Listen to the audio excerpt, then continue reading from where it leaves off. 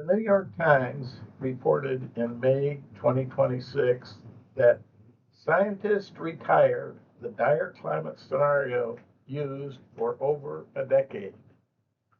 In response to this announcement, President Trump on Truth Social, also May 2026, said, "Good riddance. After 15 years of Democrats promising that climate change is going to destroy the planet, the United Nations top climate committee just admitted that its own projections, known as RCP 8.5, were wrong, wrong, wrong."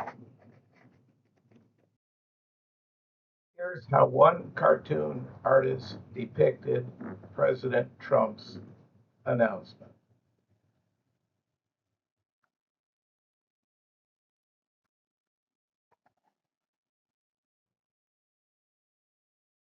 Who are these IPCC scientists? The United Nations body for assessing the science related to climate change is named the Intergovernmental Panel on Climate Change, IPCC.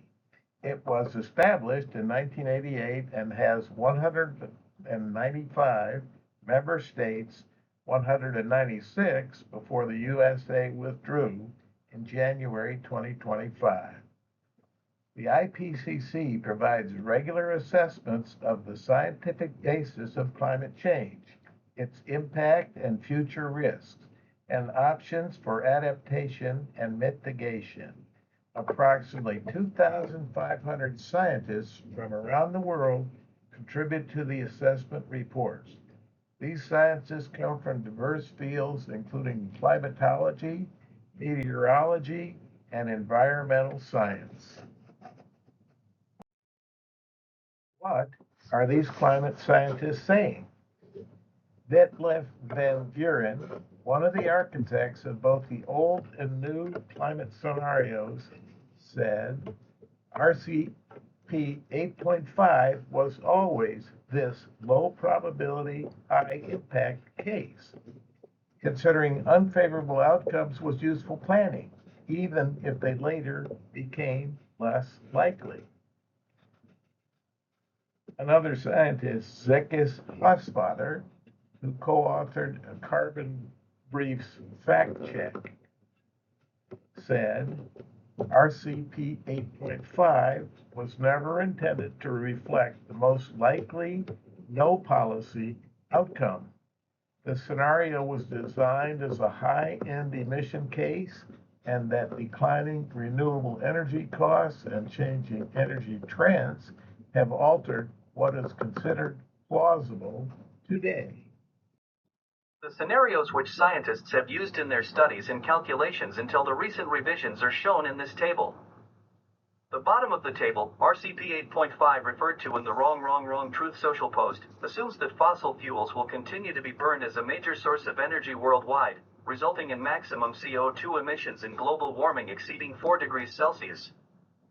The bottom two scenarios, C8 and C7, have been removed as highly unlikely. The top two scenarios, C1 and C2, assume temperature rise will be restrained to 1.5 degrees Celsius, have also been removed as not achievable. The goal of 1.5 was established at the initial UN Climate Change Conference in Paris, COP21 in 2015. Here is another look at the scenarios used by climate scientists. Once again, we see the RCP 8.5, estimated global warming above the pre-industrial base of 4 degrees centigrade. That assumes continued heavy reliance on fossil fuels, rapid growth in greenhouse gas emissions, consequently, and little climate policy intervention. That goal, that scenario has been retired, as we have discussed. RCP 6.0 shows a much lower increase in CO2 emissions and a 3.5 degrees centigrade increase in global warming. RCP 4.5 is a moderate emission reductions showing an increase of 3 degrees centigrade. RCP 2.6 is strong emission reductions. We hope we're on that path, getting to a warming of not more than 2 degrees centigrade. The earlier 1.5 degrees centigrade warming scenario has been retired. Emissions in the new highest scenario are lower than the previous C8 high scenarios. Emissions in recent years have largely followed the middle-of-the-road scenarios, 2 to 3 degrees Celsius temperature rise, and not the 4 degrees Celsius highest emission scenario. The cost of renewable energy has declined faster than expected. Worldwide efforts to implement clean energy and carbon reduction strategies have been more successful than predicted. But warming above 4 degrees Celsius remains possible. There are no longer any plausible scenarios that remain below 1.5 degrees Celsius. In the lowest end of the range, C1 and C2, both scenarios explore what is needed to meet the goals of the Paris Climate Agreement. Previously, it was still possible to design plausible emissions pathways that kept warming from exceeding 1.5 degrees Celsius. Because emissions have continued to rise in recent years, this is no longer possible. Finally, we take a broader look at what the current administration is doing to climate science and the efforts to mitigate climate change. I apologize in advance if this next video is offensive to any member of our audience today. You may disagree with the scientists' conclusions about climate change, but the government actions described have in fact actually occurred and are continuing.